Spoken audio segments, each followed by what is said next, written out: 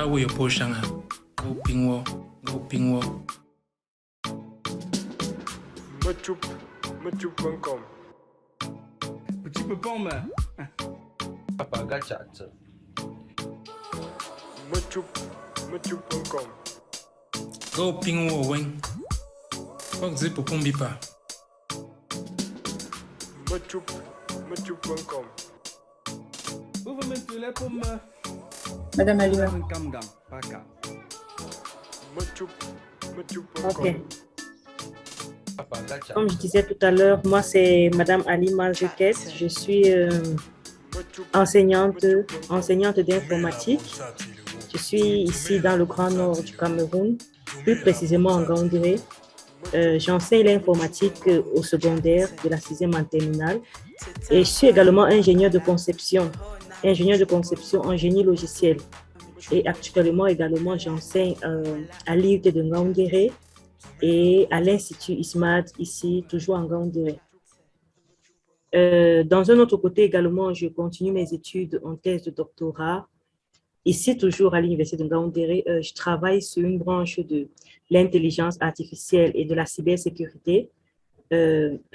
Mon projet de thèse porte sur la conception d'un outil intelligent qui permettra aux utilisateurs de paiement mobile, en particulier Orange Money, MTN Mobile Money, d'éviter les arnaques que nous subissons tous les jours. Donc, on travaille là-dessus sur ce projet de thèse et je suis promotrice de l'initiative Adamawa Code Kids. Donc, en fait, Adamawa Code Kids, c'est une initiative que j'ai instaurée ici en Gaoundéré depuis décembre 2019. Donc, on peut dire janvier 2020, voilà.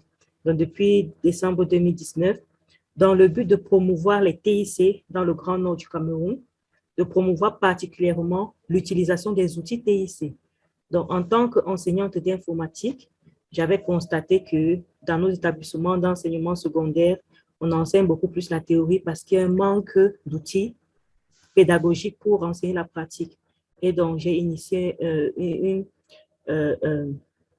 donc lancé cette initiative pour pouvoir aider les jeunes de la Damawa dès le bas âge, à partir de 5 ans, à pouvoir commencer à manier l'outil informatique pour qu'une fois à l'université ou plus tard, qu'ils n'aient pas à revenir sur les prérequis sur lesquels il faut revenir quand on est à l'université, voilà, et qu'ils puissent directement aller vers l'essentiel.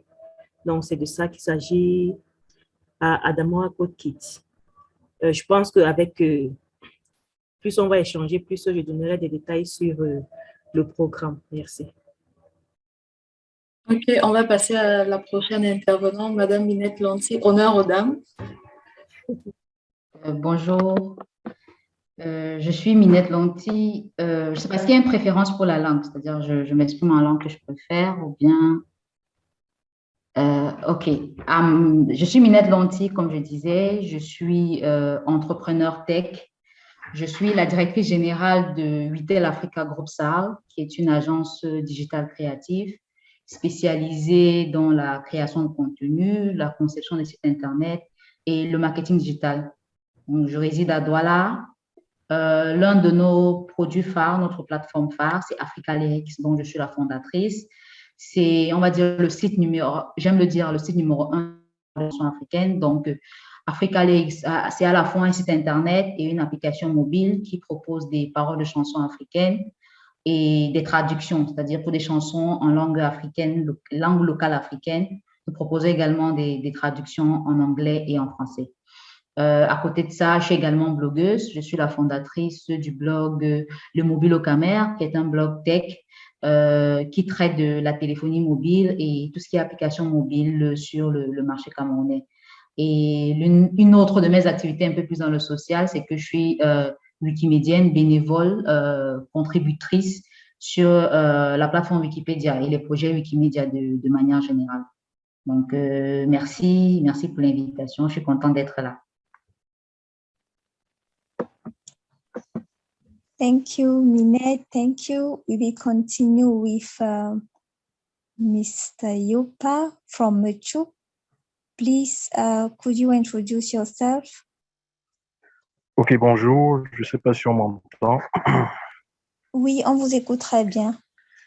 Okay. Bienvenue. Alors, Ok, merci, merci. Me lapte, maman, me lapte. Donc, vous allez m'excuser. Me lapte, ça signifie merci dans une langue de l'ouest de notre cher et beau pays qui est le Cameroun. Alors, moi, je suis Ndjenga Yopa. Je suis un jeune Camerounais qui est passionné par tous les métiers du digital. Donc, mon background, c'est que je suis ingénieur génie logiciel. Et aujourd'hui, je suis consultant pour plusieurs entreprises. Par exemple, il y a Orange Cameroun, ici à Douala, plus précisément à l'ODC. Ensuite, il y a une entreprise toujours dans les prestations logicielles à Yaoundé qui s'appelle KTC Center. Euh, je travaille aussi dans les stratégies de communication, dans les gestions de projets, toujours en partenariat avec les entreprises. Par exemple, comme il y a une entreprise diététique à Yaoundé avec laquelle je travaille. Il y a une autre société aussi, ils font dans la concession des logiciels cloud, Iquen à Yaoundé toujours. J'en oublie certainement d'autres, mais grosso modo, c'est ça. Donc, de temps en temps, je suis avec eux, on travaille à distance. Bref, c'est le travail de consulting, comme on le connaît très bien.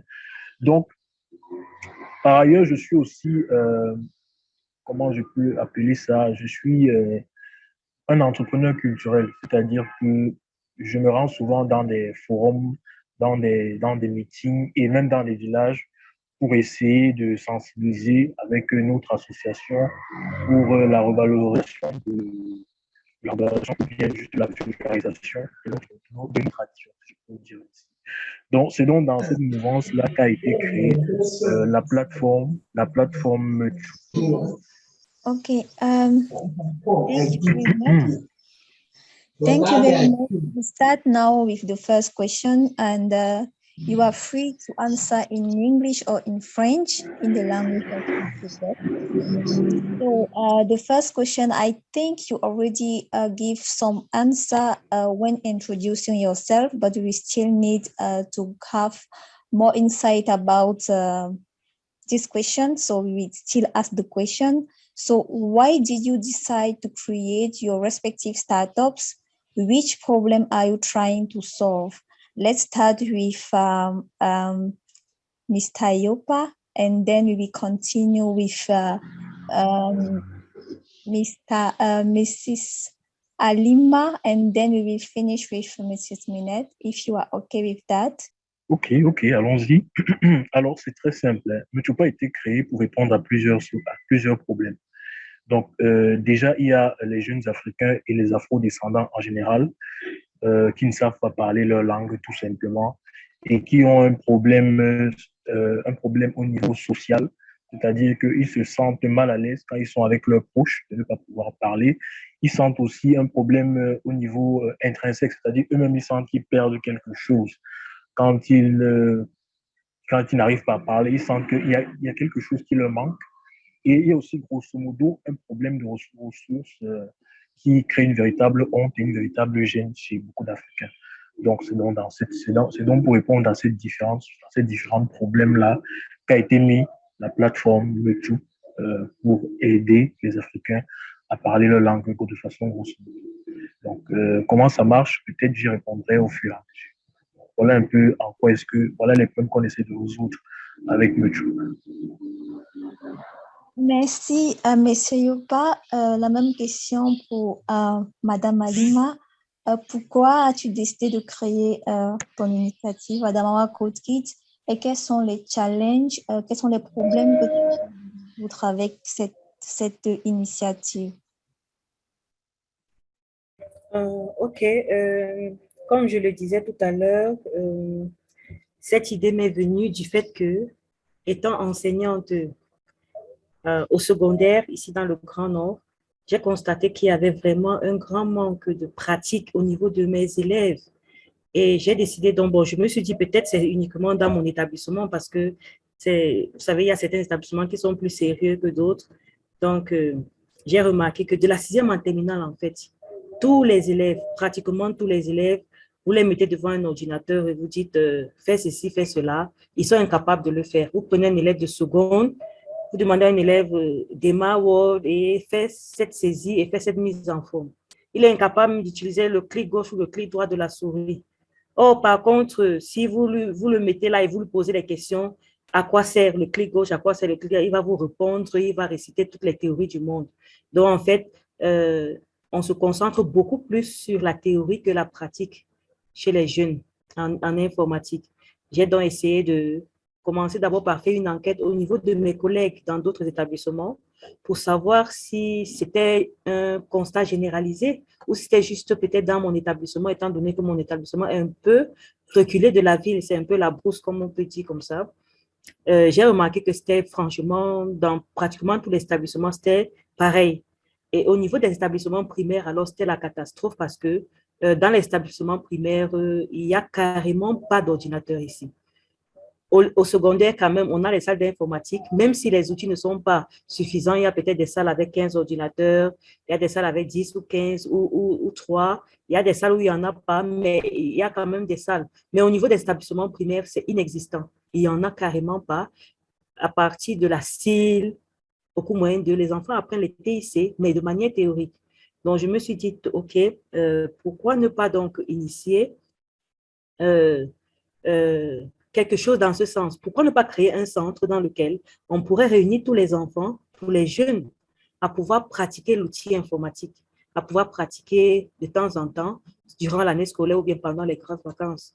Donc, j'ai commencé donc, en 2019 doucement par créer Adamawa Code Kit, mais juste de manière théorique. Donc, Adamawa Code qui existait en 2019 sur les papiers. Ce n'est qu'en 2020 que j'ai essayé de mettre ça en pratique. Donc, j'ai donc ouvert la salle avec quelques ordinateurs et au départ, les parents étaient un peu suspects puisque lorsqu'il faut, pour y inscrire un enfant, il faudrait déjà que le parent soit consentant et qu'il lui-même décide de venir inscrire son enfant ou bien qu'il donne son accord à l'enfant pour pouvoir arriver au centre.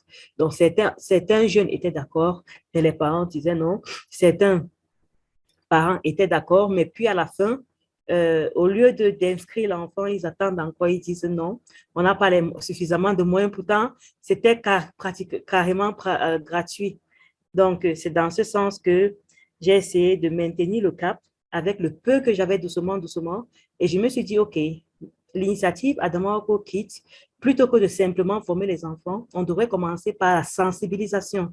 Sensibiliser et les élèves, et les parents, et les enseignants également. Donc, j'ai commencé donc en début 2021, donc depuis l'année dernière, à effectuer des sensibilisations dans les établissements d'enseignement primaire et secondaire avec mon équipe. Ces sensibilisations consistaient en quoi? Donc, nous avons quelques matériels informatiques. Nous effectuons ce qu'on appelle une caravane mobile. Donc, on descend dans l'établissement.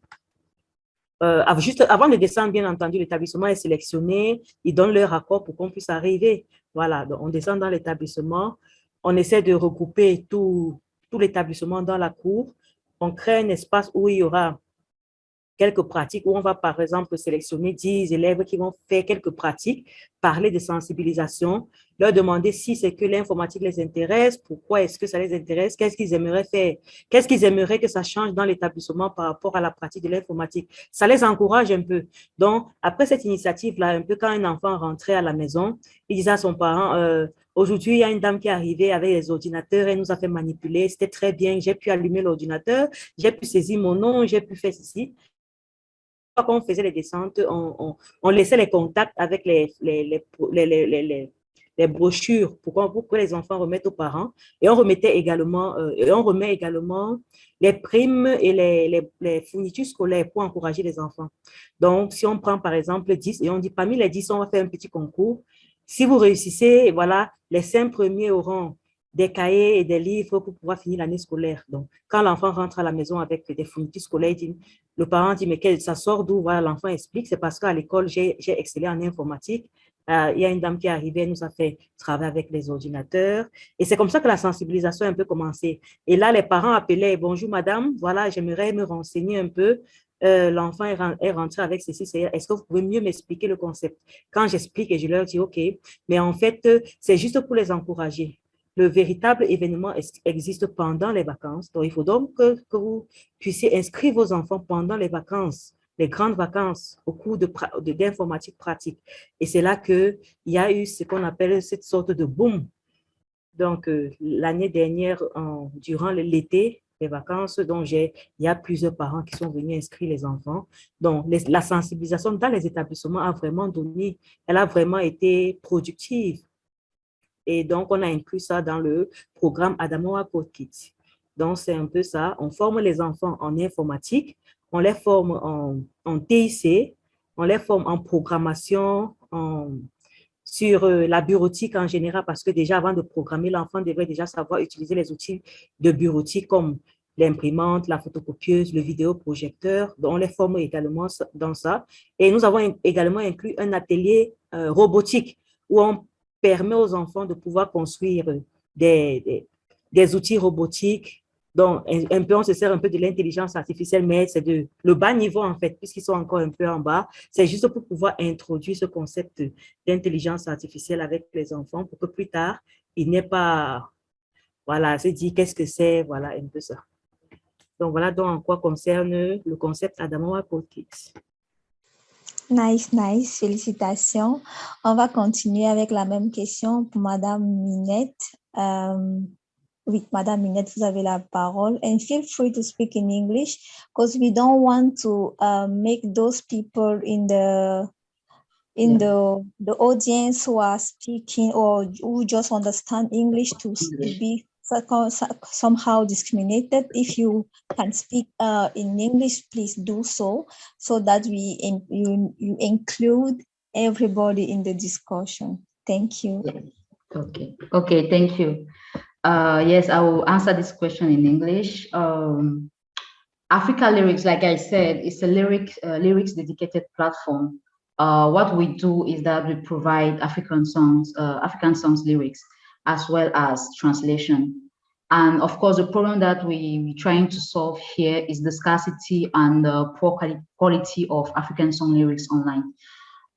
When I started Africa, the reason why I started actually it was because when I was navigating online on the big lyrics platform that maybe most of us know, like Genius, Music Match, or AZ Lyrics, we came out, we noticed that African lyrics there were very few of them, and generally most of them, like sometimes they were of very bad quality. Like you will look at a lyric, and then when you master the language, you notice that the lyrics are not actually correct. Sometimes it's because maybe the person who typed it doesn't know the language, like somebody in France which will be translating a lyric in Lingala, and then the person will be writing the sound, like maybe there are only 2 lines in Lingala, and the person will be transcribing the whole song in French, and then when it will come to the Lingala part or the Swahili part, it will just write anything as long as it sounds like what the person is hearing. So that's the problem that we identify, and we decided that, okay, we need to put on our own platform. We need to put out a platform that we're providing Africa Lyrics. And even before that, before creating, because Africa Lyrics was created in 2018, but before creating Africa Lyrics, I also created Camel Lyrics. So I created Camel Lyrics when I was graduating. It was in 2013, December 2013, I created Camel Lyrics, which is like the first Cameroonian lyrics website. So I'm into lyrics. I've been into lyrics for a very long time. As I said, I created Camel Lyrics in 2013. That's almost 9 years now. And before that, I was working as an editor for math. I don't know if people who are a bit older, like were high school students in the 90s or year 2000, they might have known the math. It was a small A5, even smaller than A5 brochure, where people were getting lyrics for songs from Cameroon, US, France, Europe in general. I mean, lyrics from everywhere. And it was actually my first job. I was still a student in the University of Buea. I was first year student in the University of Buea. Then I joined the company. It was a job I was doing as part-time as a student, kind of having a little money. And then I noticed that because we're doing lyrics, and with lyrics, we're providing translations, like trying to teach people English or French using lyrics. So that was actually the mission of the magazine. And I always had a problem, like when we have a song maybe from Nigeria or from US or from France. It was very easy to get the lyrics because there were so many websites online. And then I proposed to my boss that, okay, I mean, we are doing this, but what if we create a website that will be providing lyrics? Like, we struggle to have Cameroonian lyrics. We have to always be writing ourselves. African lyrics, Côte d'Ivoire, we have to take the keyboard and start typing. There are no websites that are actually providing those lyrics. Maybe it might be a good idea for us to create an online platform. That was back in 2009. So it was really, computer was not very, website design was something very, I mean, it was not common, it was hard. We're really writing the code from scratch at the time, I remember. So the boss said, no, that will be killing our business, because people buy our magazine because they know that we bring them lyrics, we provide them with lyrics they can't find online. So that's how I got the idea the first time was 2009. And until 2013, when I created Lyrics, there were no websites, so there were no lyrics websites. And that's how I created Lyrics 2013. And then noticing that I was filling the gap only for one country, that was Cameroon. And I was having requests from Benin. I remember Côte d'Ivoire, people were writing to me and it's like, oh, I saw the lyrics website, please, I want the lyrics from this guy. And I'm saying, oh, the guy is from Benin, we can't do it. So that's how we started having high demand from mainly French-speaking countries on the continent. And I remember they click like, how would I call it? I mean, the lyrics that actually pushed me to go to Africa lyrics was José, was the diplôme song. The song was so hot in Cameroon, and I was like, how come there's no José song online? I was like, this song is so popular. It must, I mean, the lyrics should be on at least 10 websites, but I was not seeing it online. So it took some time. After 6 months, I think something like 3 months after the song, then I saw the lyrics coming online. Then I decided there's an opportunity. It's not only about Cameroon, but there's an opportunity for the continent. That's how we actually launched Africa lyrics. And to answer the question about the challenge, sorry for being long, is the main challenge for us is actually onboarding African languages. I'm happy that we have Mr. Yopa from the Nature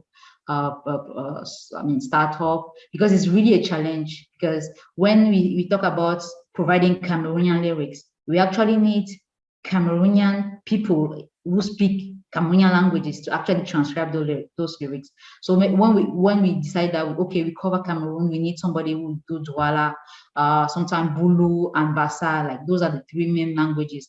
And when a song is hot, like maybe we had the Proud of Who You Are, the song was in, I think is in, what's the language again? Somebody can help, it's on my mouth. So yeah, so okay, so Lamso, I think they call it Lamso, but that's the name of the language. And I was like, okay, they saw, and we need the lyrics in Saw. So at that time, we need to actually get somebody who speaks and writes Saw to get the lyrics. So that's a big challenge. It's the same thing when we go to South Africa. We're trying to get into the South African market, for example, and you realize that there are like 6 official languages. And the 3, like there are 4 main languages, like there's Hoha, Sosa, we call it Sosa. There's Zulu, and then you have this language that sounds like I think Afrikaans. So you have so many languages that people are releasing songs. So for you to get into the South African market, you need to at least get writers in those 4 languages. So that's really a big challenge. And the same thing in almost all African countries. Like in Congo, you have Lingala, and then you have Swahili. You get to Côte d'Ivoire, you have so many, like 4 languages in Côte d'Ivoire. When you say that, okay, I want to cover the country, you need to get people from those, like at least you get to like the top languages, at least have somebody doing it. So it gets very difficult. Like if you want to cover the continent, we have like at least 200 languages that we need to put in to on board before we are able to do it. So that's basically what the startup is all about, the idea and maybe the challenge that we face as a startup.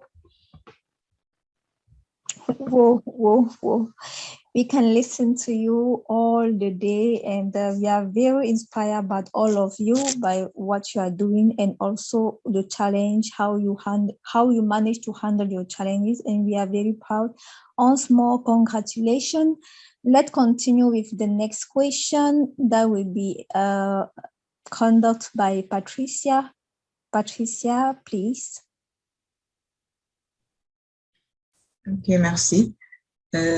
Donc, la prochaine question qu'on a pour vous aujourd'hui, c'est qu'est-ce que vous pensez qu'on pourrait faire pour, pour encourager les Camerounais et les Africains à mieux s'intéresser aux filières d'intelligence artificielle et de nouvelles technologies. So for those one who is speaking English, the next question is about what do you think can be done to encourage more Cameroonians and Africans at large to be more involved in tech or AI fields. So we can start with Monsieur Yopa. Ok, d'accord. Alors, un peu comme tout ici en Afrique, tout ce qui concerne la technologie, on a un train de retard. On a un certain train de retard. Donc, en ce qui concerne l'intelligence artificielle, c'est déjà trop loin pour certains Camerounais. Il faut vraiment appartenir à une certaine, je ne dirais pas classe sociale, mais à une certaine intelligence. Il faut s'intéresser à la chose, avoir déjà des besoins, avoir déjà rempli certains besoins avant de s'intéresser à ce genre de choses. Donc, ce que je pourrais dire, c'est que pour pousser les Camerounais à s'intéresser à ça, il faudrait leur montrer un impact positif de changement concret dans leur vie. Ça veut dire qu'il ne faut pas juste leur dire que l'intelligence artificielle, c'est bien, ça permet d'automatiser ceci et cela. Non. Il faut que tu lui permettes de visualiser l'intérêt direct. J'insiste vraiment sur le fait que ce soit direct et pas dans 2 ans, dans 3 ans, de lui montrer comment ça va impacter positivement dans sa vie. Peut-être ça va enlever telle tâche, peut-être ça va lui donner de l'argent, peut-être ça va lui donner plus de temps. Mais il faut qu'il soit capable de visualiser cet intérêt-là. Je ne sais pas encore comment on le fera, mais c'est surtout sur ça qu'on peut travailler pour intéresser les jeunes et les moins jeunes à s'intéresser à l'intelligence artificielle. Bon, voilà ce que je peux dire sur cette question. Très bien, merci. Ça veut dire qu'on retient que pour donner de l'intérêt, il va falloir se focaliser sur les problèmes, c'est-à-dire utiliser des outils pour résoudre des problèmes concrets. Oui, effectivement. Il ne faut pas juste dire que l'intelligence artificielle, ou un peu comme, bon, je fais un petit parallèle, voilà, parler du Bitcoin, de la blockchain. Il ne faut pas juste leur dire qu'un truc est nouveau, c'est neuf, c'est beau. Ça ne sert à rien. Pour les Camerounais, non, ça ne lui sert à rien du tout. Si à la fin de la journée, ça n'a pas réussi à l'aider à résoudre un problème, comme peut-être ceux dont les fondateurs des startups sont là, par exemple, si tu ne peux pas lui montrer que grâce à ton projet, il peut apprendre à être mieux outillé en informatique et que ça peut lui permettre de trouver un job, si tu ne peux pas lui montrer que grâce à la traduction de telle langue, tu peux mieux t'insérer dans un nouveau pays, si tu es touriste, tu peux devenir professeur de langue et gagner de l'argent, si tu ne lui montres pas ce genre d'impact, si tu ne lui montres pas ça, tu viens juste lui dire que l'intelligence artificielle, ça va permettre que je ne sais pas trop quoi, que c'est bien beau, il faut apprendre parce que c'est nouveau, parce que ça vient de je ne sais pas trop où.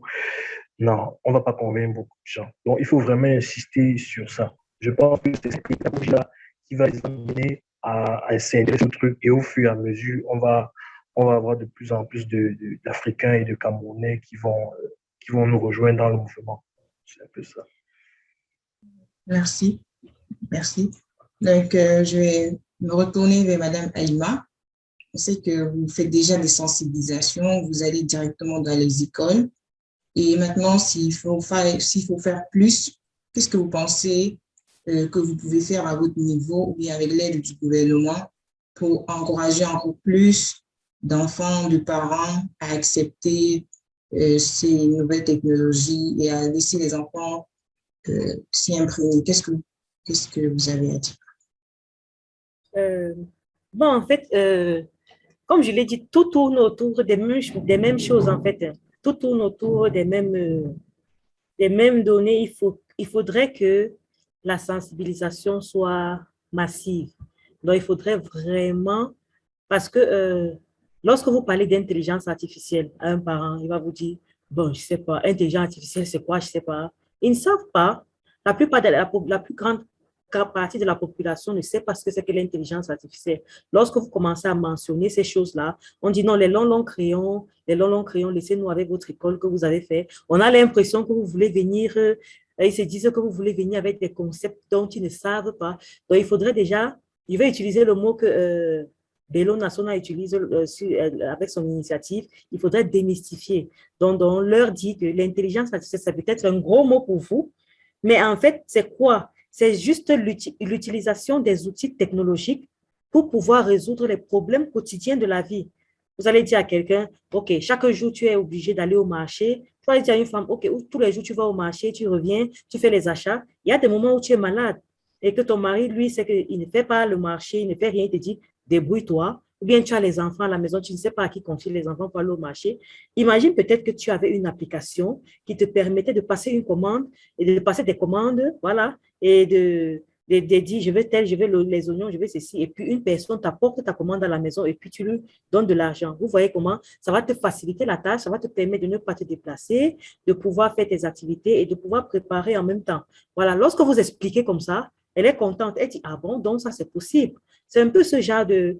Donc, il faudrait donc parler, éviter le gros français là, sensibiliser en parlant terre à terre avec tout le monde. Même certains étudiants, quand vous parlez d'intelligence artificielle, ils ne savent pas ce que c'est. Donc, comme l'a dit M. Djenga tout à l'heure, il s'agit pour l'instant d'une certaine branche de personnes qui font déjà dans l'informatique avancée, qui choisissent de faire l'intelligence artificielle. Si on prend tous les étudiants, par exemple, un étudiant qui fait géographie, ou un étudiant qui fait histoire, ou un étudiant qui fait médecine, et eux également, ils peuvent appliquer l'intelligence artificielle à leur domaine pour pouvoir résoudre certains problèmes, mais ils ne le savent pas. Il faudrait donc sensibiliser dans ce sens-là, leur dire que l'intelligence artificielle ne concerne pas uniquement les informaticiens, ça ne concerne pas uniquement ceux qui ont choisi l'ingénierie, mais ça concerne tout le monde en général. Alors, on peut avoir une idée comme Madame Minette, elle a eu l'idée de sortir Gameli, mais étant donné qu'elle n'était pas développeur, elle a dû engager des développeurs web pour pouvoir résoudre ce problème. C'est un peu ça. Et maintenant, la sensibilisation, à mon niveau avec Adamo Kokit, la sensibilisation ne porte pas beaucoup plus sur les jeunes, mais c'est beaucoup plus sur les parents ou bien les moniteurs, parce que les jeunes déjà, ils aiment déjà l'informatique, mais c'est souvent à la maison où on leur dit, non, non, non, on n'a pas l'argent pour faire ceci, on n'a pas l'argent pour faire cela, on n'a pas la... Donc, ils ont l'impression que quand vous venez leur proposer que l'enfant fasse beaucoup plus de pratique ou bien qu'il fasse une formation, pour eux, dans la tête, c'est, il faut des dépenses. C'est ça. Donc, dès qu'il entend ça, pour lui, c'est, il y aura les dépenses supplémentaires à ce que je fais d'habitude. Et là, il se braque. Donc, déjà, le gouvernement, donc, déjà, à mon niveau, je pourrais peut-être aider le gouvernement, comme j'ai dit, en ouvrant un centre. Le centre que j'ai ouvert, s'il faut, par exemple, taxer un enfant pour qu'il s'assoie là-bas et qu'il suive des cours de formation, franchement, ça irait à plus de 50 000 francs par mois. Mais je ne le fixe pas à 50 000 francs par mois parce que je sais que si je le fais, je vous assure, aucun parent ne viendra inscrire son enfant, même s'il sait que c'est intéressant, même s'il sait que c'est important. Donc, déjà, à mon niveau, ce que je fais, c'est baisser les prix au niveau où je sais que même le plus pauvre, même l'agriculteur, celui qui va juste faire du maïs, là, même le plus pauvre peut emmener son enfant.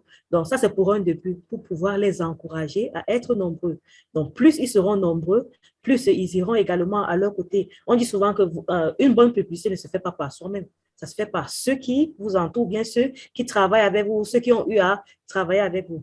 Donc, lorsque l'un enfant vient et que vous le formez très bien, avec peut-être un parent a juste donné 5 000 francs, mais il se rend compte qu'à la fin de la formation, voici c'est tout ce que l'enfant a appris, il se dit, mais seulement pour ce prix-là, quand il va rentrer, il va en parler à son voisin, qui ira en parler à son voisin, qui ira en parler à son voisin, et il ne parlera pas juste comme ça en bouche, il dira, mon enfant est capable de faire ceci, mon enfant est capable de faire cela. J'ai des parents qui aujourd'hui m'ont appelé pour me dire, donc qui jusqu'à aujourd'hui m'appellent pour me dire, j'aimerais acheter un desktop et déposer à la maison à l'enfant parce que depuis la dernière fois qu'il a fait les cours de vacances avec vous, il me dérange à la maison tout le temps. Il veut utiliser mon ordinateur, mais mon ordinateur, c'est pour le travail.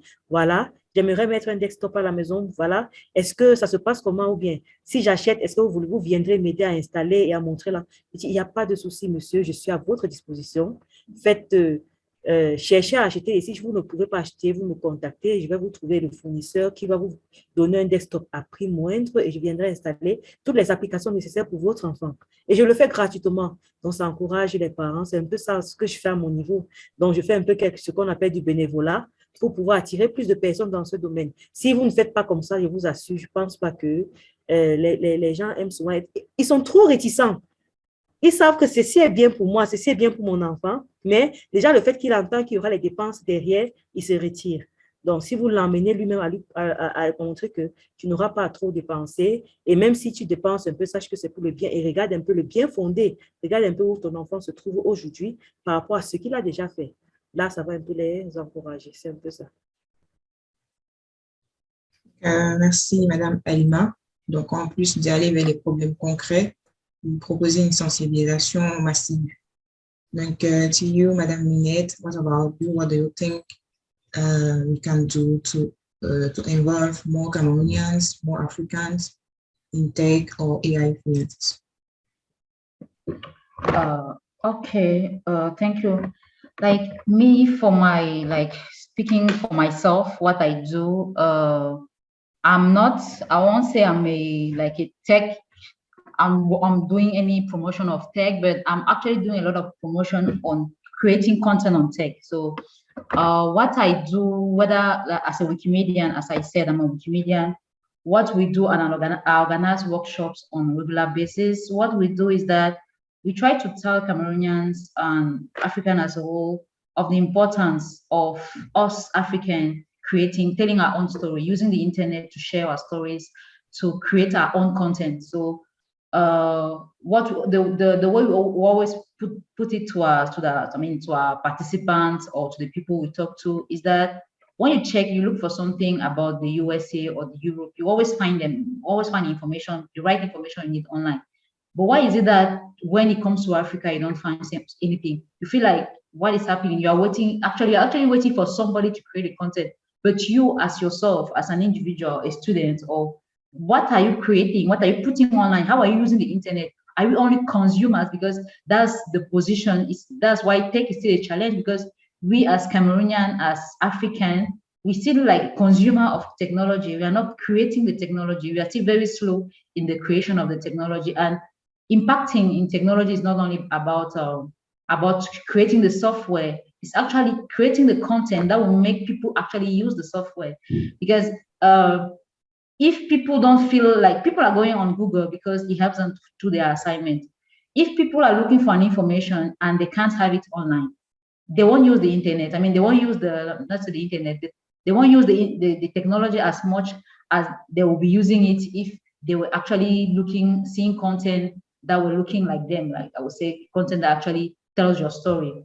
So that's what we do when it comes to advocating or encouraging youth to get involved into technology. So I'm really into creating the content. And one thing that we always tell when you talk about AI, for example, when you talk to people about AI, they always have the idea that AI is robot, is machine, is people like robots. We are just making machine to do our job. They look at AI very far from them. They don't know that they are using AI every day. Like somebody who is using only your phone, you see that you see sometimes some phones even have AI camera. You have your phone, when you are in front of your camera, it blurs the background. How did the camera know that this is your face and the rest is the background? It's AI. It's actually putting people to see that AI is just something that surrounds them, whether it's your digital camera on your phone or it's Snapchat that's actually changing your background or putting you flowers on your flowers on your head or changing your nose. It's actually AI. So AI surrounds us. It's not only about healthcare, like, okay, we find AI that will detect like big things, like it's only about the big things. There are also very little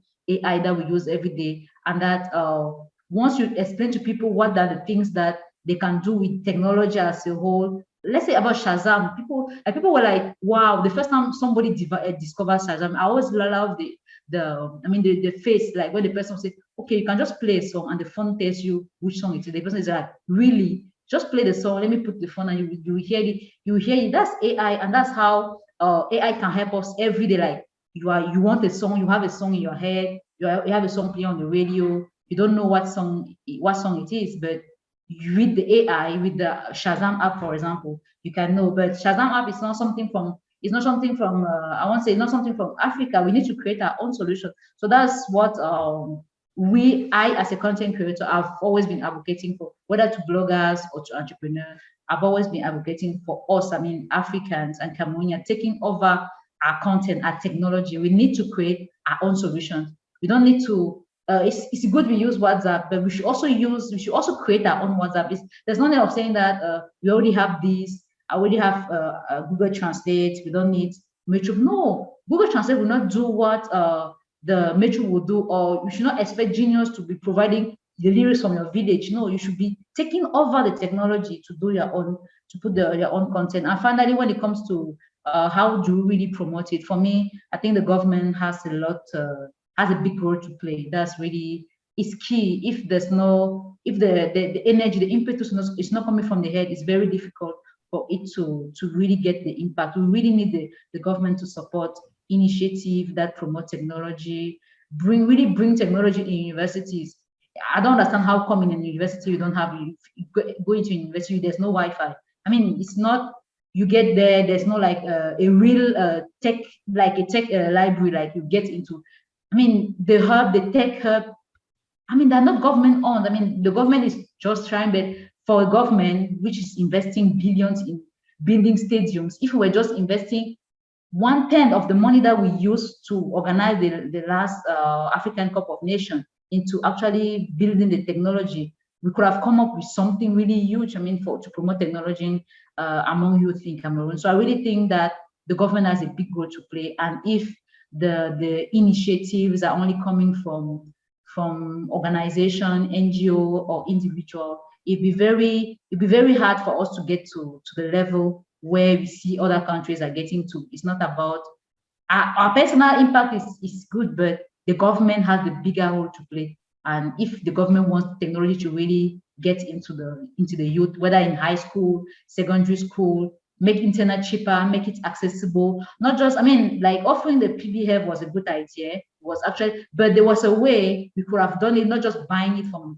China, but actually making it to impact our country. Maybe why was Cameroonians not assembling the tablets, like the laptops? It could have been a good idea, a good opportunity for us to actually learn a bit about technology. I mean, for me, individual initiatives are good, but the government has a bigger role to play. That's what I want to say.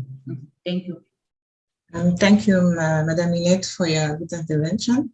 So what we can keep in mind is that you have to, let's say, try to find our own problem and give some solution about our own problem related to our own context. So thank you for that.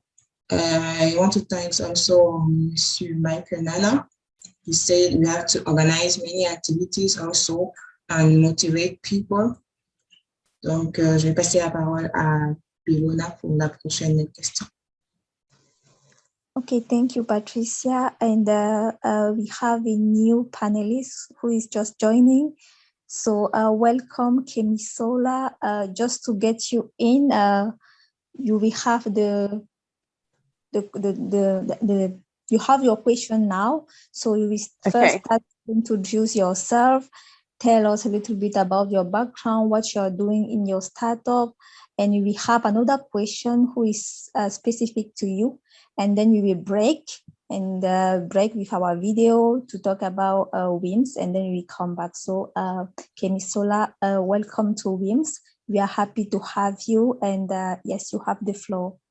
Thank you for having me on this platform. My name is Bolarinwa Kemisola, and I'm the founder, CEO of Nestware Technology.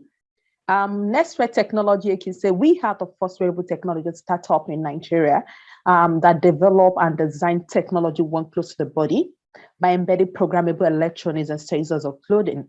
And when we use the solution, I mean, we used it to solve health issues. We used it to solve security, that's for safety. We use it for communication and to also augment fashion generally. So that's basically what we do at Nestware Technology. And we have bringing in, let me just break it down. We have bringing in hardware and software together to make it interact with each other. So that's where we have the Internet of Things, like where we bring in artificial intelligence and 3D modeling, deep learning, ML, and so on. So all the skills are what we use at Nestware Technology. And coming to me, I have my background in technology. I study electrical electronics from the university, and currently, after graduating, I ventured into robotics and embedded system. So I am an embedded system engineer and a robotics engineer, and this has helped me with my path. Going into wearable technology, because everything is incorporated into robotics. You use hardware, you use sensors, you use machine learning, you use 3D, everything is incorporated. So that's why I find myself in the field of wearable technology. And aside this, I advocate STEM education, which I take as my special passion. I advocate STEM education for girls, majorly for girls. And this is my passion, I can tell you. Encouraging young girls in choosing a career in STEM-related field. Especially bridging that gap in STEM, because all over the world now, it has been a challenge, not to Africa in particular. It has been a challenge, a global challenge. We have few women in this field, in STEM field, except medical line, medical line. But when we're talking about technology, women are very, very few. So with this, my advocacy, I've been able, I'm doing something like catch them young. Yeah, that's what I do. Catch them young, go to schools, approaching young girl, talk to them about STEM, encouraging them about STEM. That mathematics that they think, oh, it's something. No, I tell them it's nothing. Don't think the guy there is the one that can do it. So this is what I do, and also introduce them to hands-on. Yes, that's a major thing, because this actually helped me through my path. I remember then in school when I joined JET Club, that is Junior Engineering Technician Science, in my secondary school, and I was exposed to hands-on. This deepened my interest in STEM. This deepened my interest in innovation, because all the state, African, our curriculum is about paperwork.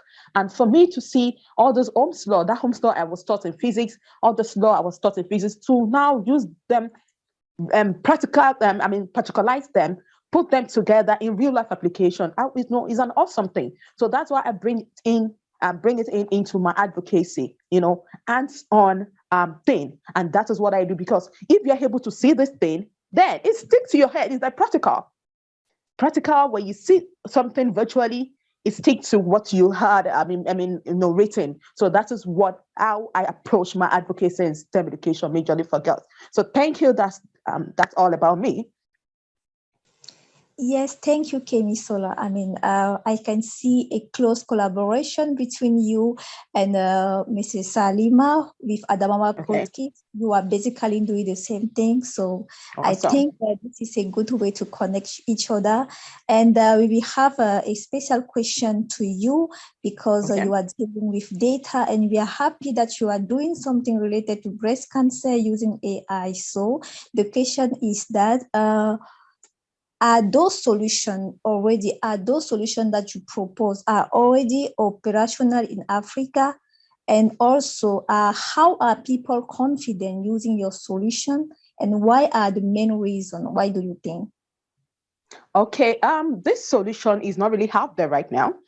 We have a working prototype of the solution, and we started since 2019. I've been on those projects since 2019, and the whole idea behind it, the whole inspiration behind it is because it's from my hand that I lost to breast cancer. So I now see breast cancer as a threat to every woman globally. So I have the working prototype. It's not out there. We've not pushed it into the market, and I can tell you that it's the first of its kind in the whole world, because we are already doing a patent on the WIPO, because the way we design, the way we develop it is different from all the smart bra that we have out there, or the one that we've already registered, because some smart bra are still, they patent some, they are not in the market, and why are in the market. So ours is very different. So I can't say it's new in Africa alone, it's new in the world. That is why I'm patenting it. It's an intellectual property because of the technology and vibe in those products. And I can tell you we're using a safe technology, because I have to look into the existing technology for my development. And, we have mammogram, we're all familiar with that, and ultrasound. These are the major existing technology for this cancer detection. And I was like, okay, mammogram is only done once in a year. So how can I build my device on mammogram? That's not possible, because I said early detection saves life. Then how can you detect yourself early enough? That means you have to go for more checkup, regular checkup. And you can't subject someone to mammogram every time, subject someone to radiation. So that's what we're going for. Ultrasound with the help of artificial intelligence. So we are now using ultrasound technology with artificial intelligence, with Internet of Things, to come up with this solution. So this makes it different from what we have out there and makes it unique from what we have out there. And ever since that, the publicity have been out there, I mean through BBC, because it was documented, they came to us, they did a documentary and they put it out there. That was, I think, February.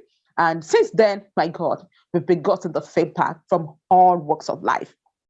I said the people that want to buy, I said people that want to be a distributor. We have medical practitioner, oncologists, pathology, radiologists, reaching out to us. They want to know when they hear about, there's a very good solution. When they tell them this is how we go about it, though we are not giving them into details because we still have to protect that because our registration as patent is not yet out. But with what they have from us, they can see what we are driving at and they can see the benefit of the solution. So I can tell you it's an awesome solution. And I strongly believe that this solution will be a revolutionary approach to the prevention of breast cancer globally. And I'm so happy this solution is coming from Africa. And I've seen ever since February, people have been reaching out from Western world and were like, some said they want to buy it off. I have 2 people that want to buy. They want to negotiate. I was like, no, it's not possible. This is meant for us here for the first time because we are user of technology. We don't produce technology except software. When it comes to hardware, we don't do that in Africa. And we import all this technology from them and use. So now we want to produce ours. Let's take it to you. So I'm not selling my intellectual property. So I can tell you, the recipients of the device has been huge. I'm motivated with how it was received. I'm highly motivated. I'm highly inspired with how it has been received so far because people are coming almost every day. I have people today. I've attended to so many people on LinkedIn on my social media platform regarding this technology. So I can tell you, when it's out there, it's going to be a revolutionary approach globally. It's not an African solution, but it's a global solution.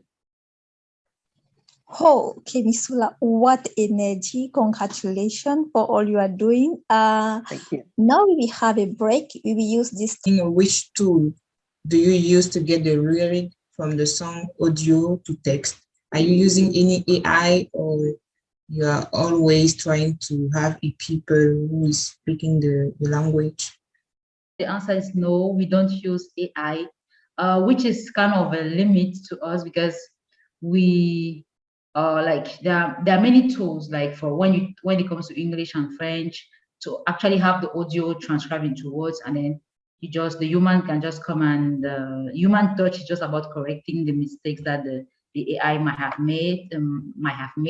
So it's actually a project. So I was discussing last year with a dev that's actually a developer which actually into AI, and we're thinking of a project where we actually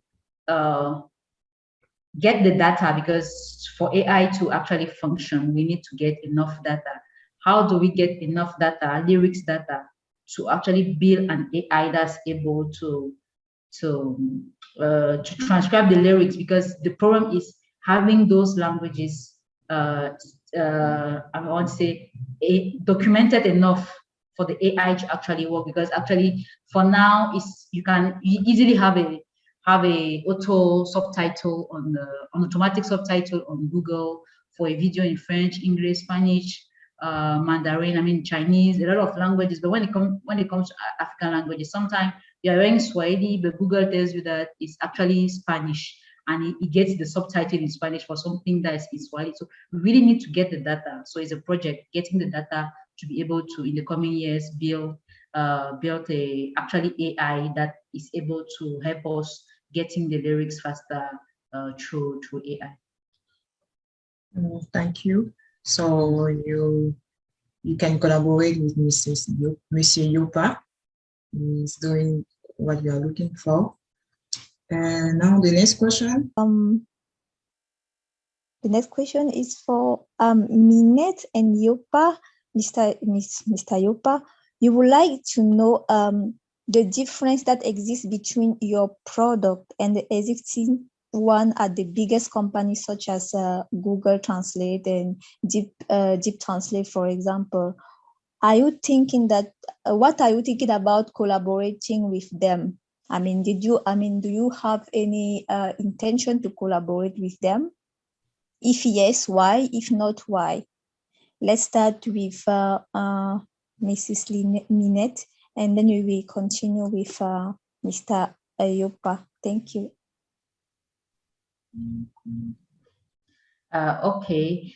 What's the difference between our product and Google? Our product, Google is not providing lyrics. Actually, what Google does is that they actually do two things when it comes to lyrics. They help through SEO. I mean, they help getting the internet user to the right website where you can have the right lyrics. But for the past 6 years, because the lyrics business have been so huge that Google actually bought the right to a lyric platform, that's Lyric Fine, also Music Match. So you will notice that now Google actually shows the lyrics into the search page. So when you look for lyrics, normally if the lyrics is found in a Google database in one of its partner, you have the lyrics showing directly in the search. So you don't even have to go to a website to actually have the lyrics. So that's what Google does. But the problem is that there are very little, like 1 or 2% African lyrics on even less than 1% in the database. So that's where we are coming. I mean, that's why we exist, because there's this gap that's existing. That's why we proposing what we propose. And then how we also use Google. So for that business, if we grow big enough, why not in the coming years actually providing our content to Google as well? Because when they are licensing it, they're actually paying those lyrics platform to show their lyrics in the that's the search engine first page. So that's a result page. So it's a business for the lyrics website to actually work with Google on that for that one. So why not even selling to somebody who is selling to Google? That's also a way to see it. And the other thing where we also use a lot of Google is when we do translation, English, let's say Swahili to English translation, it's actually done, I want to say, manually. It's actually done by the writer of the lyrics, the guy from Kenya or Tanzania who's doing the lyrics. But then when it comes to translating to French and English, we always use either Google Translate and deepL, and then somebody cross-check, somebody with a French cross-check. It's usually we in Cameroon. Somebody will just cross-check it very fast and put it. So we don't need to translate from English to French or from French to English like we did translate from Swahili to Lingala to French, because there's Google. So we work a lot with Google, and that's really how Google is helping us. So we are not competing with Google at all. So yeah. Okay, thank you for your answer. So conduct the next question. Yeah, the next question is about data. How do you employ AI in the daily running of your tech company? What is the source of your data? You can start with Madam Kimisola.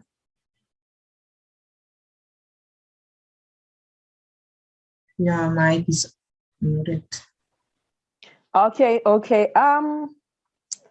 Fine. We use artificial intelligence, and the source of our data is the results analysis from previous ultrasound. Because like I said earlier, we use ultrasound technology. So we now collect data from previous ultrasound analysis, diagnosis. So we get all this data. We now use it to train our machine to get our own analysis and to get the accuracy. And the more you know how AI works, the more data you get, the more accuracy. The more you can get the accuracy of your results. So that's how we source our data we get from the previous ultrasound.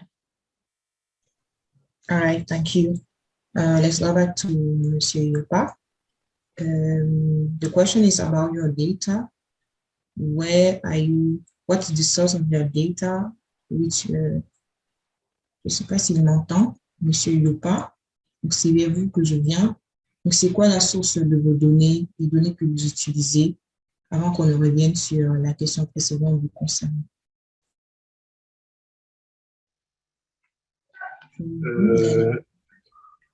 Ok, c'est bon, vous m'entendez? Très bien. D'accord, j'avais mon micro qui était bloqué là, j'arrivais pas à le débloquer. D'accord. Bon, il y a d'abord une question. Je peux rapidement répondre à la question de Google avant Oui, bien Bien sûr. sûr. de venir. D'accord, d'accord. En fait, on s'est inspiré des grands, en fait. Donc, au niveau des fonctionnalités, on s'est totalement inspiré des plus grands de ce monde en termes de traduction, c'est-à-dire Google Translate et deepL. Donc, on s'est inspiré du design et grosso modo de l'intelligence artificielle, en fait. Donc, maintenant, notre particularité, c'est que nous, on met l'accent sur les langues africaines. Donc, tout ce qui est espagnol, mandarin, etc. et autres, ça ne nous concerne pas beaucoup. Peut-être à la limite l'anglais et le français, mais sinon, dans la grande majorité des cas, il n'y aura pas que juste le swahili par-ci, l'igbo par-là, et voilà. Donc, voilà.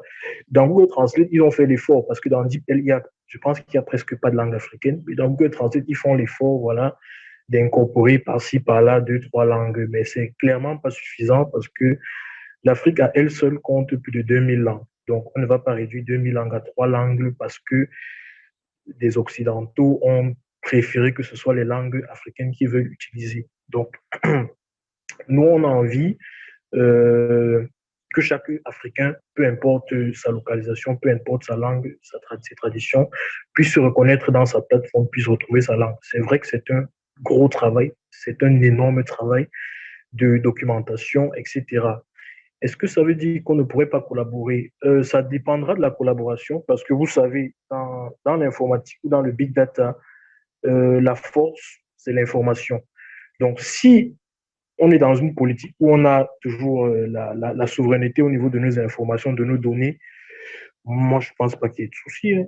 Moi, pourquoi pas? Il n'y a pas de problème. Mais s'il y a des problèmes de, voilà, qui gardent les données, etc., voilà, parce que je pense qu'il faut pouvoir avoir une certaine autonomie sur nos informations, sur ce qui nous concerne. Ce ne serait pas intéressant qu'ils aient encore toutes les informations, qu'ils aient sur nous, etc., etc. Donc, maintenant, en ce qui concerne comment est-ce qu'on collecte nos données, c'est un peu comme ce dont Mme Minette parlait tout à l'heure, c'est avoir l'information, donc avoir les personnes qui ont l'information. Donc, quand on dit plateforme d'apprentissage de langue africaine, forcément, ce n'est pas moi qui apprends toutes les langues africaines là. Donc, je dois m'entourer de personnes aguerries qui maîtrisent leur langue, en passant du Swahili, en passant par les langues camerounaises, en arrivant en Afrique du Sud, etc. Partout, partout, partout. Donc, c'est dans cette optique qu'on a plutôt une vision d'association. Et association, pourquoi? Parce que entreprise, quand tu vas venir en tant qu'entreprise, on va se dire directement que, OK, celui-ci vient, il gagne quelque chose. Donc, si je veux travailler avec lui, voilà, voilà. Quand tu viens en termes d'association, tu dis, OK, les gars, voici la vision, voici le projet, travaillons ensemble pour le mettre en place. Ce qui signifie que les gens sont plus réceptifs à ce type de discours-là. Et c'est donc comme ça que, à ce jour, on est plutôt bien entouré. On a des professeurs de Swahili, on a des professeurs de Sango, on a des professeurs de sepedi, on a un professeur de Gemba, on a un professeur de medumba, on a une de Douala, là, mais ce n'est pas encore sûr. En fait, il y a pas mal. On essaie d'être plutôt pas mal entouré, voilà, pour pouvoir offrir le maximum de services. Donc, c'est grâce à eux qu'on essaie de collecter le maximum d'informations. Parce que, comme l'a dit madame tout à l'heure, pour construire une intelligence artificielle, il faut l'entraîner. Et on l'entraîne avec beaucoup, beaucoup, beaucoup d'informations, etc., etc. Excusez-moi, je vois une question là, on me demande si j'ai un professeur de Yemba. Ça va venir, ça va venir. On prend tout le monde. Hein. Si tu connais même parler ta langue, viens, on discute. Ça peut être intéressant. Donc, voilà. Donc, oui, c'est ça. C'est un gros, gros, gros travail de documentation. Voilà. Donc, il faut s'entourer des personnes aguerries qui vont alimenter des bases de données, etc., etc. Donc, c'est vraiment ça. Et après ça, c'est là où on commence mon travail avec celui de nos partenaires d'aide. Parce que, bon, dans une entreprise comme ça, il n'y a pas que les développeurs.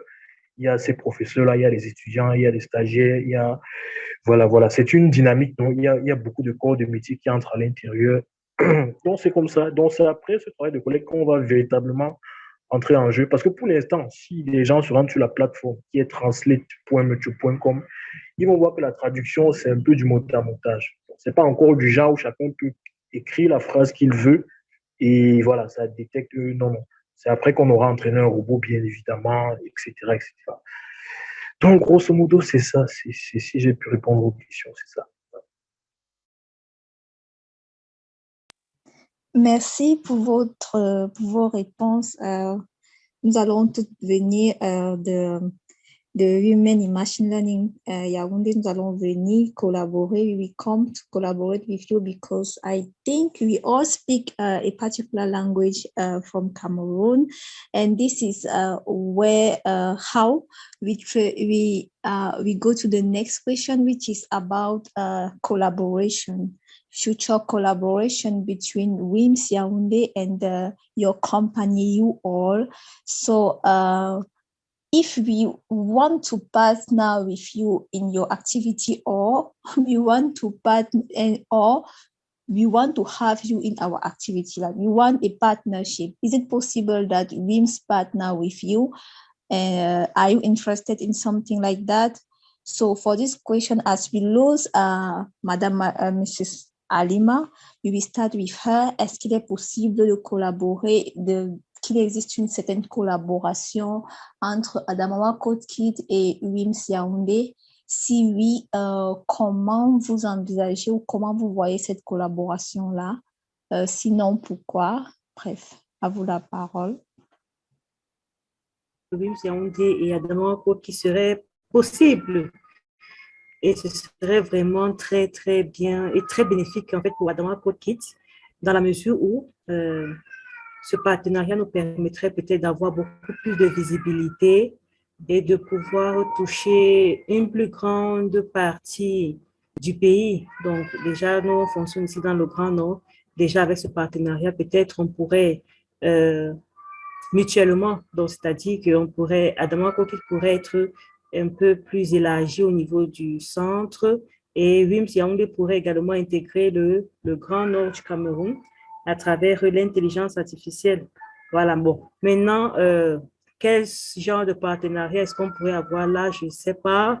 Pour le moment, je n'y ai pas encore vraiment réfléchi. Peut-être on verra avec le temps, mais déjà, sachez que c'est vraiment possible et ce serait vraiment avec grande joie qu'on pourrait accepter ce partenariat. Thank you. Nous serons heureux de collaborer avec vous, avec Adamawa Code Kit. So the next question go to Kemisola. How could we partner with you, WIMLDS, and your activity? Is there any possibility that we partner? If yes, how could we collaborate? If not, why? Kemisola, you have the floor. Okay. We are open to collaboration and partnership. You know, we can do it alone. We need expertise. Like I've mentioned, it's a global solution that we are adding a global solution. So we need that perfection. We need that accuracy so that it will be acceptable. And when we take the solution out there to the Western world. So in terms of software, it's open. You know, we are dealing with hardware and software right now. So in our software department, you know, we are open to collaboration because right now we still need to do more of our the mobile the software. We need to do that. The software building of the web application, the mobile application, the two mobile, that's iOS and app and Android. So all those things are still what we still need to do. And so we're coming to the perfection on our AI. We need expertise. We need help. We need collaboration with that too. Though we have our own expertise in here, but we still need more hand, you know, in getting this thing right, because that is the major backbone behind what we're doing. Fine, we have a sensor that will collect the data from the breast, but we need something to analyze the data. I mean, to tell the person wearing, to let the person know, oh, you're having this thing, you're having a tumor, you're having, it's normal or anything. So we need that perfection. So we are open, very much open to collaboration in terms of the software department. Thank you very much. For Ms. Tayopa, I mean, we don't even have to ask you, like, I'm already training my language, Yemba, so I'm coming to you, whether you say yes or no. I will just come to you and start to talk about Yemba, making like, yes, I'm already engaged. So what do you think a possible collaboration between YouTube and WIMLDS, and I mean, how do you feel about this collaboration and how do you think about it? Thank you. Bon, je vois qu'on a déjà mis, le couteau sur mon cou. On t'a dit que tu viens, même si tu dis non, tu viens quand même. Oui, Ok, maman, d'accord. Bon, en fait, we cannot do it alone. On a besoin de tout le monde. On a besoin de tous les Africains. C'est pas un projet entrepreneurial en tant que tel. S'il faut parler terre à terre, c'est vraiment un projet à la limite qui nous dépasse, qui me dépasse, qui est panafricain. Donc, on a besoin, voilà, des gens qui vont travailler pour mettre en valeur leur langue. Parce que le projet est conçu comment? Il y a des contenus qui sont disponibles gratuitement sur la plateforme. Ça, c'est un pan des services qu'on rend aux gens. Il y a un service de cours en ligne, c'est-à-dire que il y a des professeurs, ceux que j'ai cités tout à l'heure, qui organisent des sessions de formation. Et là, en ligne, il y a des étudiants qui payent pour venir assister au cours en ligne pendant quelques mois, pendant quelques jours dans la semaine, à des heures précises, bien évidemment. Et il y a enfin la plateforme de traduction qui doit être fonctionnelle et dont on trouvera le business model plus tard vers la fin. En tout cas, quand le truc sera en train de fonctionner. Donc, bien évidemment, on a besoin de toutes les expertises, on a besoin de tout le monde, on a besoin des gens qui aiment l'Afrique d'abord, qui aiment leur tradition, qui aimeraient la partager, qui aimeraient la vulgariser. Donc, s'il y a des gens, if you have somebody like here in the panelists, si vous êtes là dans la liste et que vous m'écoutez, il ne faut pas hésiter à nous écrire, à m'écrire, à nous envoyer un mail. Je pense même qu'avant de vous connaître, je connais déjà une de vos membres. Je fais un big up ici à Tatiana, voilà, avec qui je travaille déjà, je collabore déjà. Donc, en fait, on va dire que nous, moi et Win, d'une certaine façon, une vieille histoire. Donc, oui, vous êtes tous attendus dans la grande maison Metu pour venir. Et on va essayer de bâtir cette Afrique que nous chérissons tous. Voilà. Yes, I like this answer. Basically, you all said we need people who love Africa, and that is it. Together we can do more, and we need everybody to have strong solution made by Africa for Africans. Yes. Go to, next question will be conducted by Patricia. Patricia, you have the floor. Thank you, Belona. So the question is about the younger generation. If you could start this process all over, from brainstorming to establishing your company, what will you change and what pieces of advice can you give to younger generation? So I can start with Madam Minette.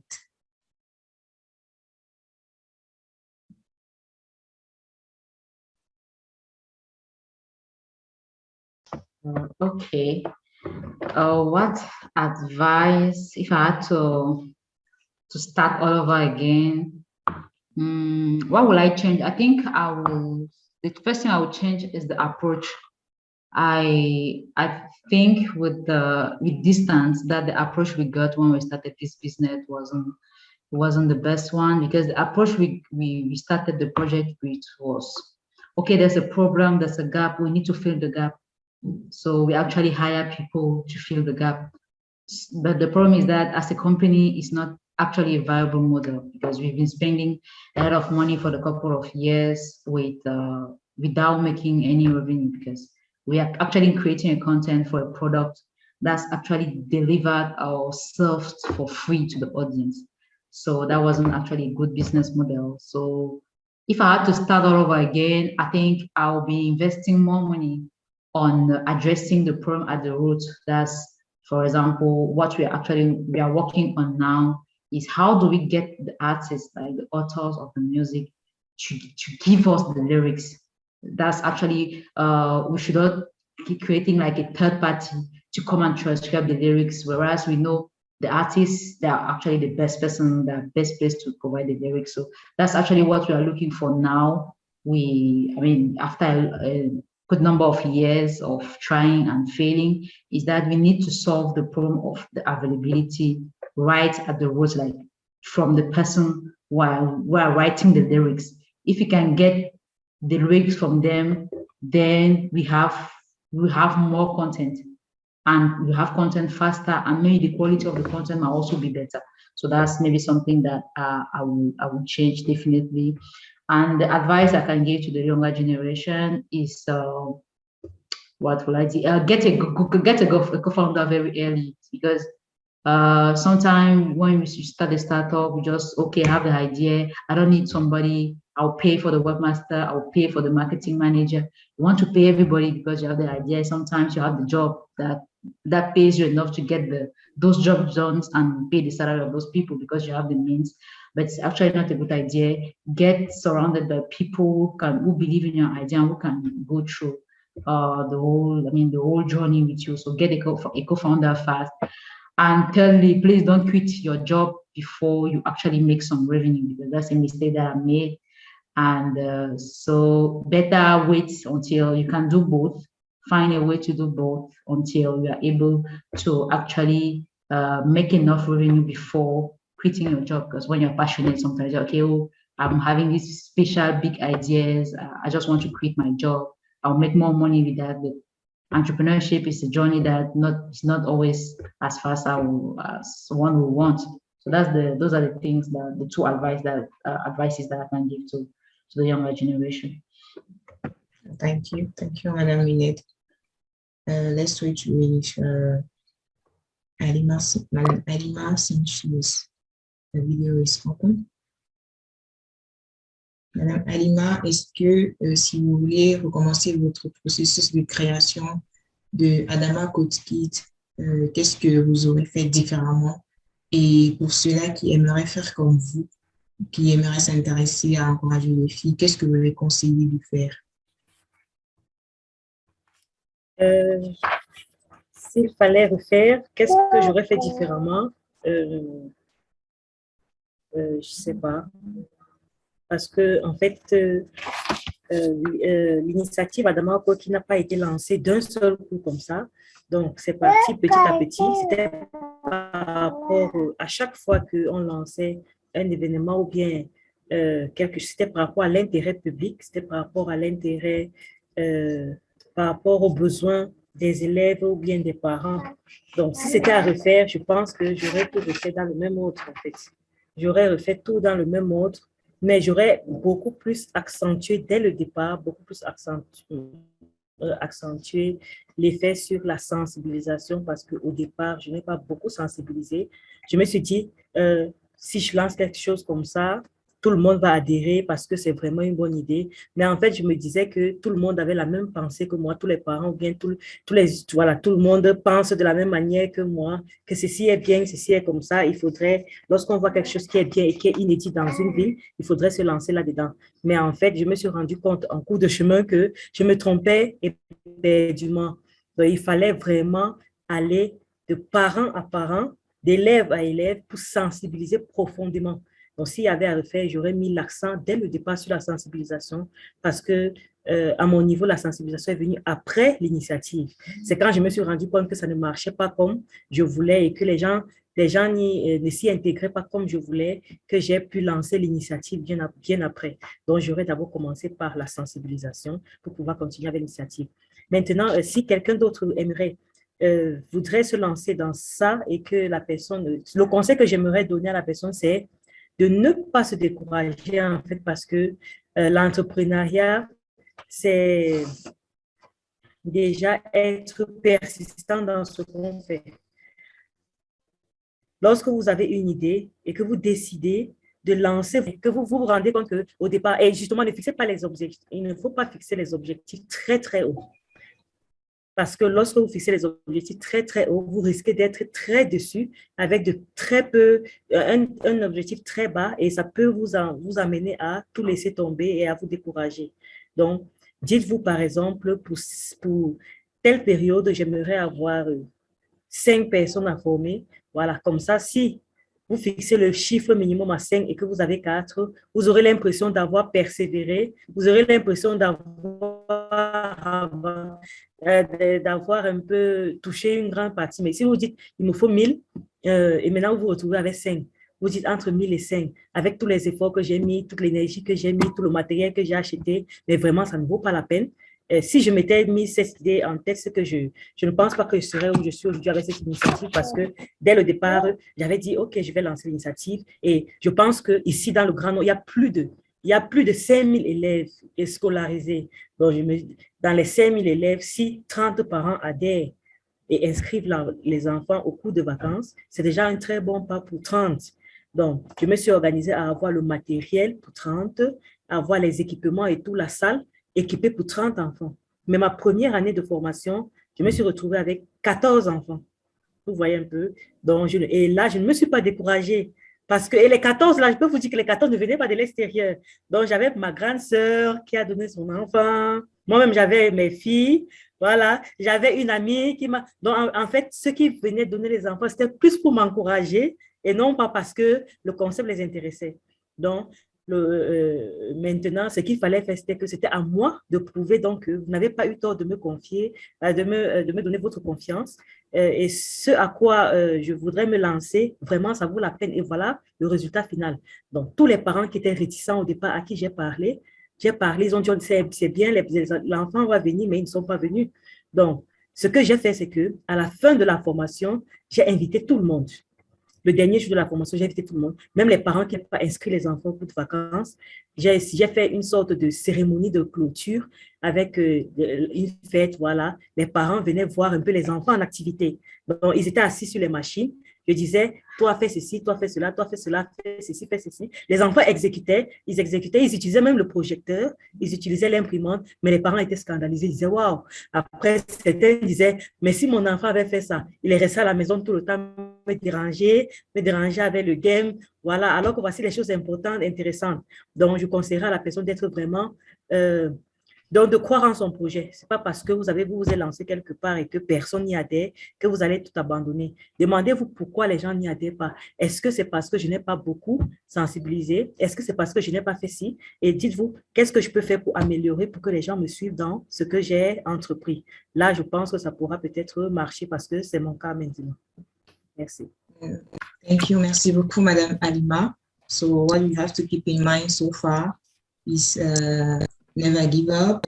Like Madame Minette said also, we should think about our idea. If someone wants to do like you, the person should start to develop the idea. The person should never give up. The person should be able to handle situations.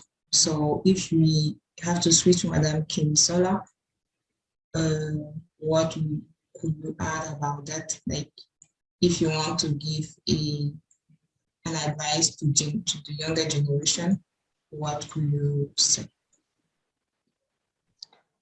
Thank you. I will start with the part I'm in right now.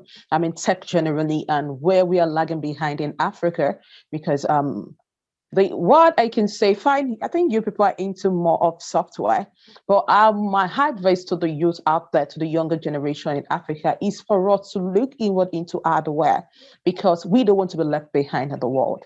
Fine, when it comes to software, we are doing very great. Fine, but hardware, we can keep importing every time, import all this new technology every time. Because I can tell you, we have the market side, we have the market right in Africa.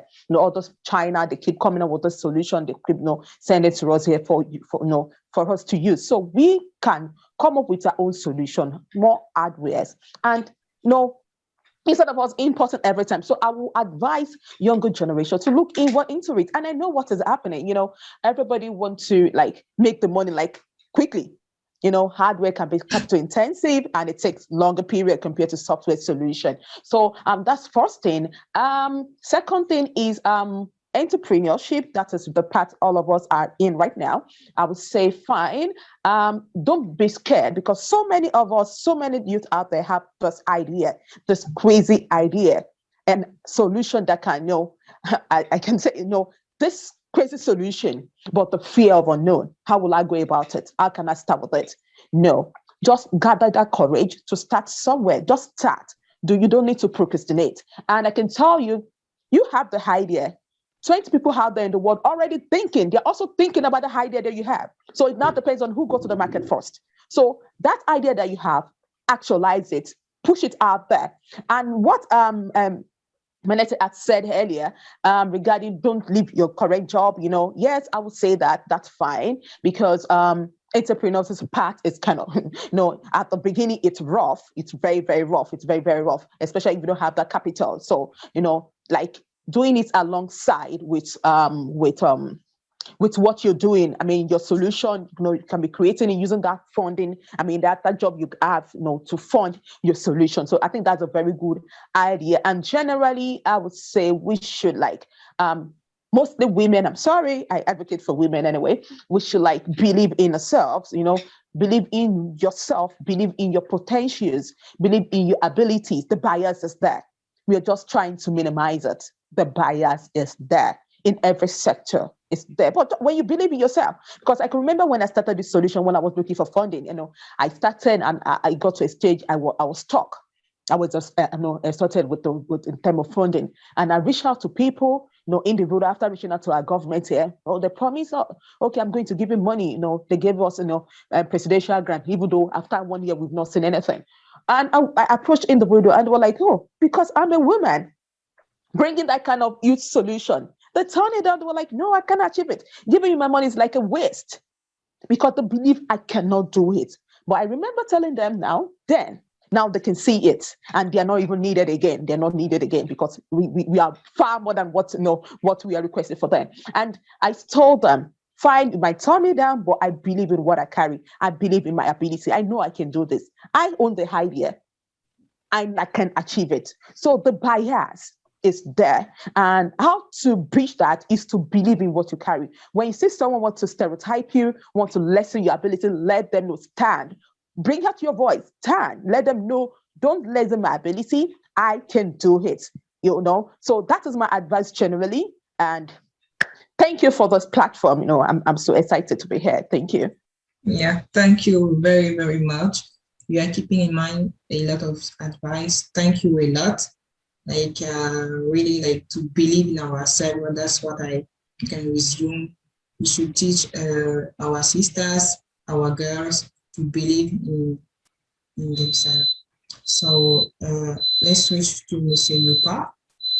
Je vais juste retraduire la question pour vous.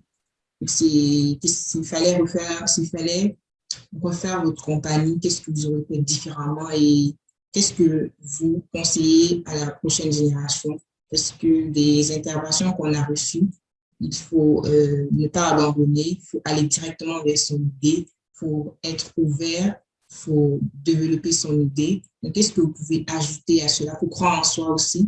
Donc, qu'est-ce que vous pouvez ajouter à cela pour la prochaine génération qui veut se lancer dans les filières des technologies et d'intelligence artificielle comme vous? Je vais d'abord dire que les trois femmes ont presque tout dit. Elles ont dit vraiment l'essentiel. Ne pas quitter son job rapidement. Il faut croire en soi. Il faut persévérer. Il faut avoir la passion de ce qu'on fait. Mais moi, je veux dire que, en ce qui me concerne, la principale erreur que moi j'ai faite, c'est j'ai mis la technologie avant l'être humain. Oui, j'ai mis, c'est normal, je suis ingénieur logiciel, donc c'est un peu normal que j'ai mis un peu la charrue avant les bœufs, oui. C'est un peu après, parce que medumba a été créé en juin 2020, donc c'est un peu après, on va dire fin mi-2021, oui, que j'ai commencé à essayer de rectifier le tir. Donc, c'est principalement la seule chose. Parce que question de sensibilisation, quand même, c'est depuis 2016 que j'avais ce projet en tête qui était en train de mûrir. Et côté sensibilisation, j'ai eu le déclic lorsque j'étais dans un forum, parce que comme je me suis présenté tout à l'heure, nous animons beaucoup de forums culturels dans plusieurs villages, etc. Nous avons eu le déclic lorsque nous causions avec des élites qui étaient en train de se plaindre que vraiment les jeunes, vous ne venez qu'au village pour les enterrements, etc., machin. Et en plus, voilà, tout ce qui est langue et tout, quand vous venez ici, vous parlez en français, même vos grands-mères vous parlent, vous ne comprenez pas. C'est les grands-mères qui sont en train de forcer pour vous parler dans leur langue et tout. Donc, c'est un peu en 2016-2017 que j'ai eu le déclic et c'est 3 ans plus tard que la technologie a été lancée. Mais j'avais un peu trop le nez dans le guidon et voilà. Donc, c'est la seule chose. Donc, ce que je pourrais dire aux jeunes, c'est que la passion est bien. Moi, je suis d'accord pour la passion. Mais si ta passion ne peut pas te nourrir, laisse d'abord la passion. C'est vrai que mon discours va un peu à contre-sens de ce que tout le monde a dit. Je suis d'accord qu'il faut avoir sa passion. Vous voyez un peu, la passion, c'est bien, c'est ce qui t'anime, c'est ce que tu aimes faire. Tu peux faire ça à côté. C'est un peu comme les peintres. Tu peux aimer peindre, tu peins, d'accord. Mais est-ce que ce que tu aimes faire, les autres trouvent en cela une solution? Si la réponse est non, ne te lance pas corps et âme là-dessus. Fais-le en parallèle de ta vie, mais trouve un truc dans lequel tu vas aider les gens. Alors, le Saint Graal, bien évidemment, pour les entrepreneurs, c'est de trouver un truc qui nous passionne et un truc qui va bien sûr aider les autres. Ça c'est ce qu'on recherche tous en tant qu'entrepreneur, bien que ce ne soit pas toujours aussi facile, etc. Donc, voilà, le seul conseil c'est le seul conseil que je peux donner aux jeunes. Vraiment, la passion, c'est bien. Tu veux lancer tel projet, que ce soit dans l'ingénierie, que ce soit dans la cosmétique, oui, mais assure-toi d'abord que les gens ont besoin de ça. Parce que si tu te lances le nez dans le guidon, que j'aime ça, donc forcément les gens vont aimer. Ou peut-être une personne t'a dit en passant qu'il aimerait ça et tu t'es dit, c'est la solution du 21e siècle. Tu risques non seulement de vider tes pauvres économies, mais de tomber en dépression. Et personne ne veut la dépression ici. Donc voilà le principal conseil que je donnerai aux jeunes. Je vous remercie. Merci beaucoup pour l'invitation. Merci, Monsieur Yopa. Donc, en plus, on va retenir que le métier doit pouvoir nourrir son homme. Donc, il faut bien penser à la rentabilité de ces activités. Donc, Bellona, you have the floor. Okay, thank you all. We just have another panelist who is joining, and we are already at the end of the discussion. So please, Mr. Frank, we just ask you to introduce yourself, tell us a little bit about what you are doing, and only answer this question: how do you get your data? And promise us that you will attend to our next event. This is all we have for you. So try to pitch your project in 1 minute or 2, and then promise us that you will join, like you will be panelists on our next event, and then we are good with you. Thank you.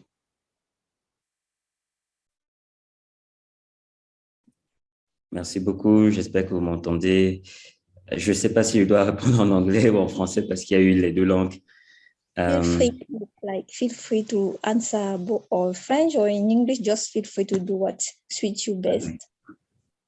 Donc, je suis le docteur Franck Verzefé. Je dirige le focus group d'intelligence artificielle contre les faux médicaments à ITU, International Telecommunication Union, qui est la branche des Nations Unies qui s'occupe des technologies. Et je suis le PDG de developpment Africa, qui est une entreprise technologique qui œuvre dans les technologies de santé. Concernant developpment Africa, nous avons développé un appareil qui permet d'analyser les médicaments en moins de 20 secondes. Concernant ITU, nous développons les normes qui permettront aux futures personnes qui vont utiliser les nouvelles technologies dans le cadre de l'analyse des médicaments de savoir exactement quels sont les standards internationaux. Voilà. Comment est-ce que nous collectons nos données? C'est aussi simple que ça. Actuellement, nous avons un projet sur 20 pays en Afrique qui consiste à travailler avec les facultés de pharmacie, les centres de contrôle de qualité. Et nous travaillons à la Fondation Pierre Fabre avec 3 millions d'euros engagés pour 12 premiers pays. Et pour collecter les data, nous utilisons nos appareils et des médicaments sur le marché qui permettent en fait de prélever les différents spectres des médicaments. Donc, après avoir prélevé les spectres, nous pouvons facilement avoir des spectres de référence et savoir quels sont les médicaments falsifiés ou pas en utilisant des spectromètres proches infrarouges et l'intelligence artificielle. Voilà, c'est un peu ça le résumé. Thank you. And the last question, are you interested in partner with WIMLDS Yaoundé? Because we are doing many things. We are basically all researcher or engineer in AI. Do you think about possible collaboration in some activities? Bien sûr, nous sommes ouverts à toute collaboration, d'autant plus que nous investissons, quand je dis nous investissons, nous avons beaucoup d'activités dans la formation. C'est vrai que c'est une formation un peu plus précise pour le domaine médical, mais je pense qu'il peut s'étendre aussi à d'autres domaines. Okay, thank you. Thank you all for coming. This is the end of this session. We keep in mind a lot of code, a lot of advice, and we feel honored to have you.